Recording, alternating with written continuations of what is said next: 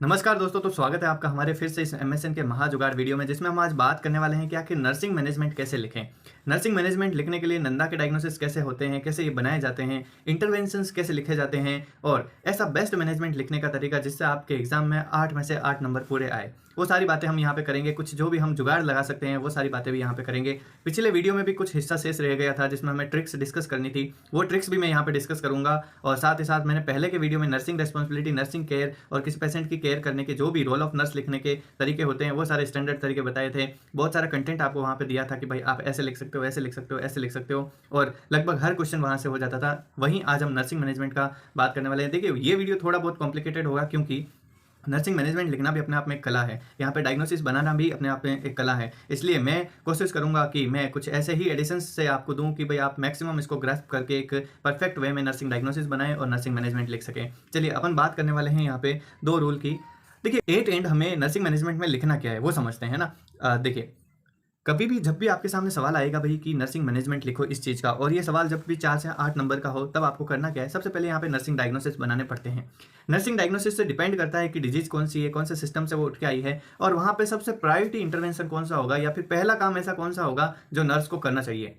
और यहाँ पे देखिए, मैंने नर्सिंग डायग्नोसिस लिखने का भी एक प्रॉपर तरीका लिखा है। Dash dash dash related to dash dash dash manifested by. देखिए सुनिए गाइस, होता क्या है कि हमें सबसे पहले एक वर्ड लिखना पड़ता है। नंदा ने पर्टिकुलर कुछ वर्ड्स या कुछ टर्म्स दे रखे हैं, उन वर्ड्स को हमें उन वर्ड्स में से एक वर्ड लिखना है। ठीक है, अभी मैं आपको सिस्टम वाइज वो वर्ड्स बता दूंगा। ठीक है, फिर आपको लिखना होता है रिलेटेड टू। जैसे मान लीजिए हाइपरथर्मिया, यानी कि बॉडी का टेम्परेचर बढ़ गया है, रिलेटेड टू किसकी वजह से बढ़ा है। ठीक है, फिर उस रिलेटेड टू के बाद हमें कोज या रीजन लिखना पड़ता है जिसकी वजह से ये डायग्नोसिस आया है या फिर हाइपरथर्मिया हुआ है।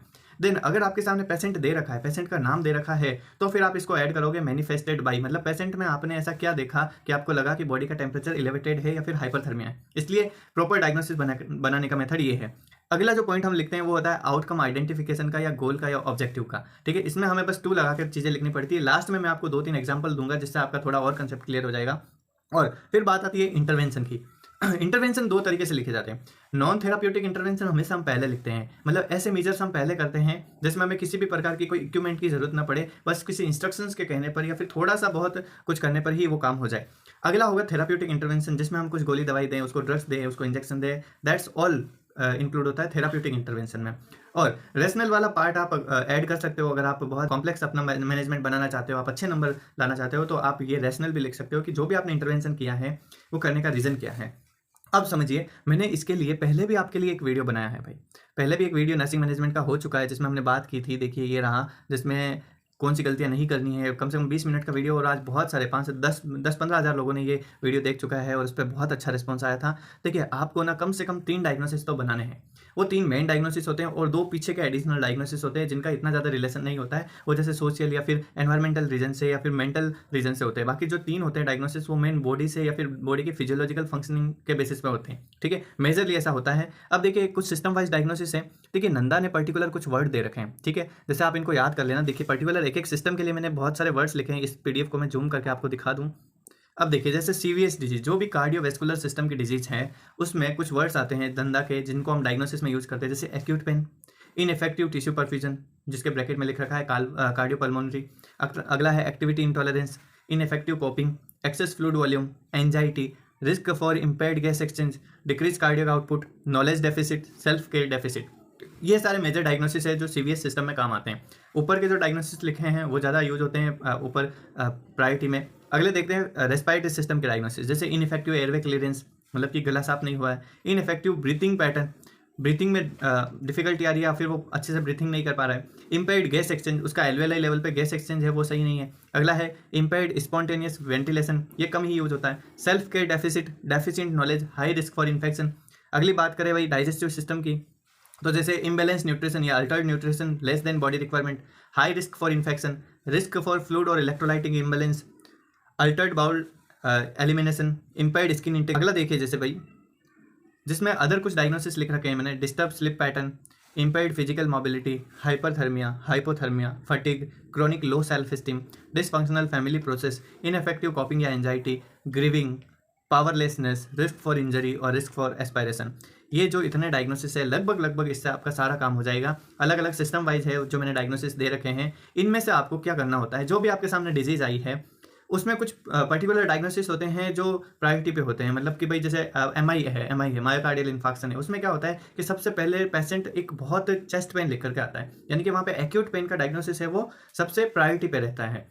जैसे कि अगर भाई पेप्टिक अल्सर है तो पेप्टिक अल्सर में भी पेन का डायग्नोसिस है वो प्रायोरिटी पे आता है।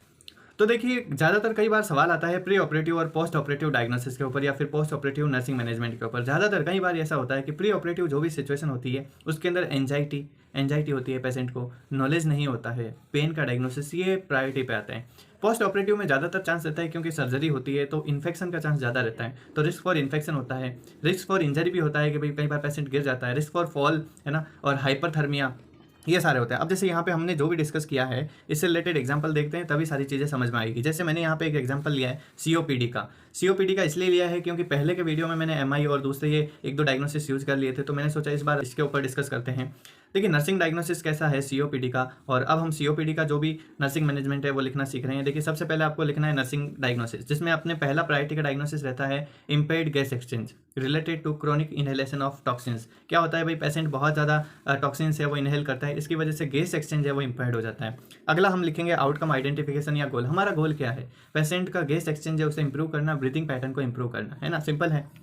अगला देखिए नर्सिंग इंटरवेंशन। अब आप क्या क्या कर सकते हो, सबसे पहले मैं वो देखिए सारे मेजर्स लिख रहा हूँ जो नॉन थेराप्यूटिक है। नॉन थेराप्यूटिक का मतलब जिसमें मुझे बिल्कुल भी कोई थेरेपी या फिर कोई प्रोसीजर करने की जरूरत नहीं है। जैसे कि patient and family member teaching दे रहा हूँ बस, ताकि वो रेशनल देखे। To enhance self management in patient with COPD, ताकि सीओपीडी का मैनेजमेंट सीओपीडी का पेशेंट है वो खुद से मैनेज कर सके। अगला है instruct the client to direct controlling कफ।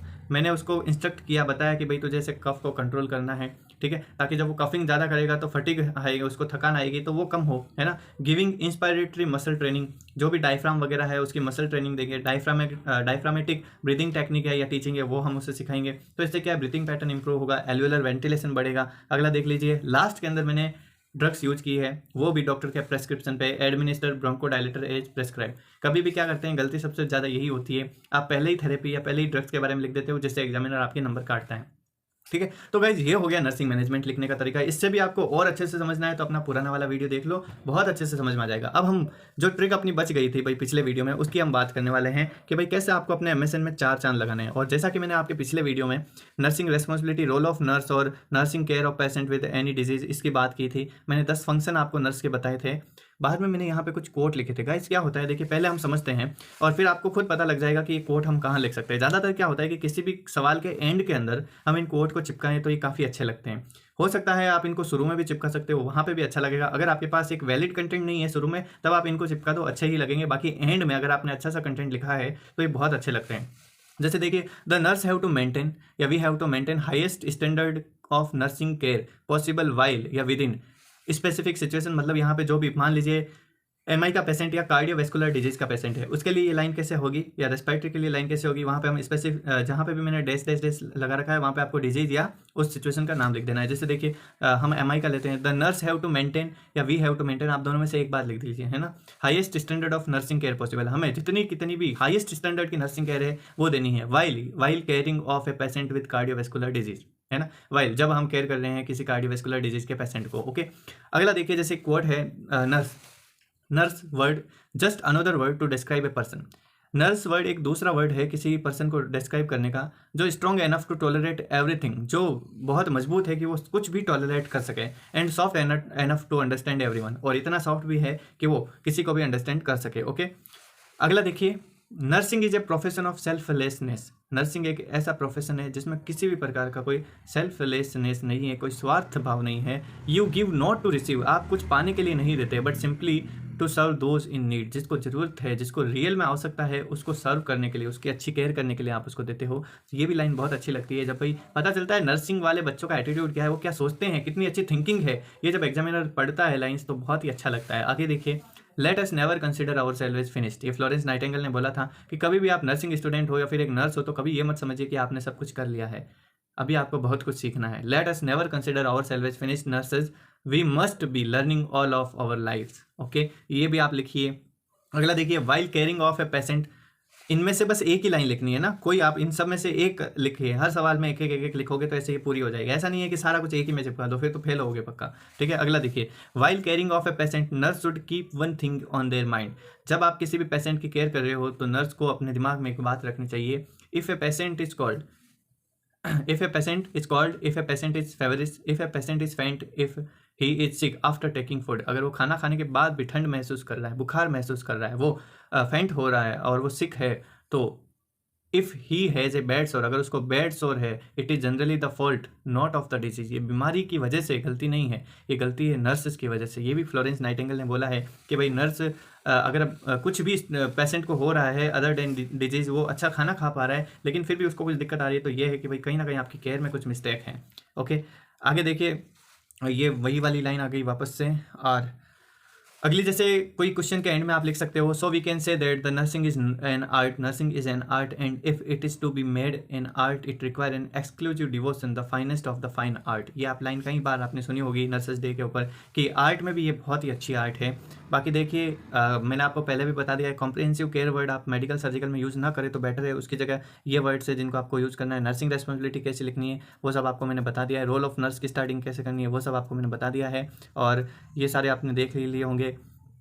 और ये देखिए, जैसे एक और लिखा है Maya Angelou, as a nurse we have to the opportunity to heal the mind soul heart and body of our patient. ये आप नर्सिंग लिख के, नर्सिंग रेस्पॉन्सिबिलिटी, नर्सिंग मैनेजमेंट के बाद लिख सकते हो कि हमारा नर्स है, हमारे पास अपॉर्चुनिटी होती है कि हम माइंड को, सोल को, हर्ट को, बॉडी को, इन सब को हील करें। दे में फॉरगेट योर नेम, वो आपका नाम भूल सकते हैं लेकिन वो कभी ये नहीं भूलेंगे कि आपने उन्हें किस तरह से महसूस करवाया था। ये भी काफ़ी अच्छी बात है जो आप लिख सकते हो अपने इन सब के अंदर। और गाइज, इसी के साथ अपने लगभग सारे जो भी ट्रिक्स के एंगल्स है वो कंप्लीट हो चुके हैं। लास्ट में बस एक ये बचा है कि कई बार पर्टिकुलर किसी डिजीज करके नर्सिंग केयर आती है, जैसे nursing care of patient with peptic ulcer आ गया, nursing care of patient with cardiovascular disease आ गया, तो उसमें सबसे पहले आपको इंट्रो लिखना है, फिर उस कंडीशन को बताना, इंट्रो में कंडीशन क्या है वो बतानी है, फिर प्रायोरिटीज़ क्या क्या आप कर सकते हो उस पेशेंट के अंदर वो आपको पहले से मेंशन कर देनी है। जैसे सीवीएस है तो फ्लूइड लेवल, पेन, हाइपोटेंशन, ये सारी चीज़ें रहती है। रेस्पिरेटरी सिस्टम में एयरवे, ब्रीथिंग, वेंटिलेशन, इनसे रिलेटेड बातें लिखनी होती है। जीव सिस्टम में इंटेक आउटपुट इन्फेक्शन है ना, जीआई सिस्टम में फ्लूइड, इलेक्ट्रोलाइट, न्यूट्रिशन, सर्जरी में इन्फेक्शन, प्लेसमेंट साइट, ब्लीडिंग, ये सारी चीज़ें देखनी पड़ती है। और इसी के साथ जो भी सारा कंटेंट मैंने आपको नर्सिंग रेस्पॉन्सिबिलिटी में बताया है, केयर में बताया है, वो सारा आप यहाँ पे चिपका सकते हो। और इस प्रकार से आपका ये सारा एमएसएन का जुगाड़ है वहाँ पे खत्म होता है। फिर भी इसके बाद अगर आपको कुछ डाउट है तो आप कमेंट करिए, मैं देख के जरूर आपको इसका रिस्पॉन्स दूंगा। Thank you so much.